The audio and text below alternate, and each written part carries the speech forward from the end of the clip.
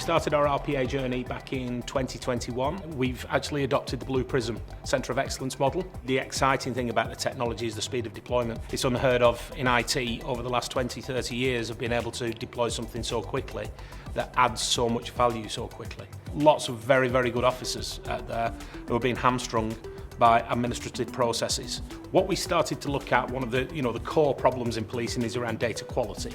Everything is data driven. So what you basically have is a variety of data models within each organisation that conflict with each other, leading to very, very poor quality data. And everybody's digital footprint at this stage is getting bigger and bigger. The cost has been growing exponentially for storage every year to the tune of £400,000 or £500,000 for the Constabulary. I think we were at 3.2 million duplicate nominals within Lancashire when we started, which has huge impact on how you police. So for instance, in the middle of the night, if you have an individual who's running in the street that might be a risk to the public, how do you know who that individual is if there's, for instance, 10 Carl Drinkwaters of a similar name, similar spelling, similar address? There's a huge risk to the public if we don't get that right.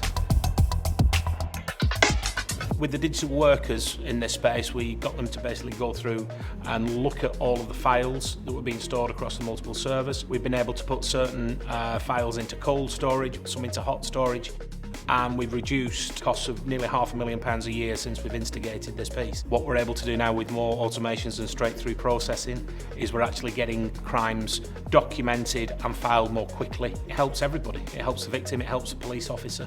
At the moment, we are able to get response officers following a report of a burglary to enter information through the handsets. We're basically getting the investigative queries in the background to be run by the robots. And what that's allowing the officers to do when they get that information on the handset, it's shortcutting the process but allowing people to immediately go to a house and potentially knock on the door to bring someone in for questioning. One of the key benefits for automations for the members of the public of Lancashire has been in the improved victims code of practice and contact throughout the crime process.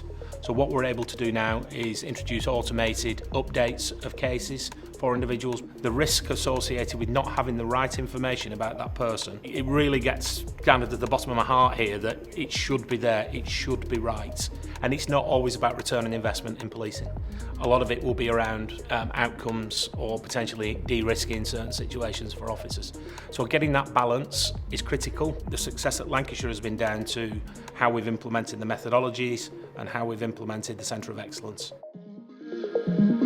This automation, through Blue Prism, really provided a strategic enabling technology for all policing to use. The Home Office reached out to a couple of forces last year. They asked us to take a national approach to delivering this capability, multiple forces, as quickly as possible.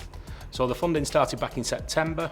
Since then, we've onboarded just north of 30 forces, making sure they're maximising what they get out of their automation investment.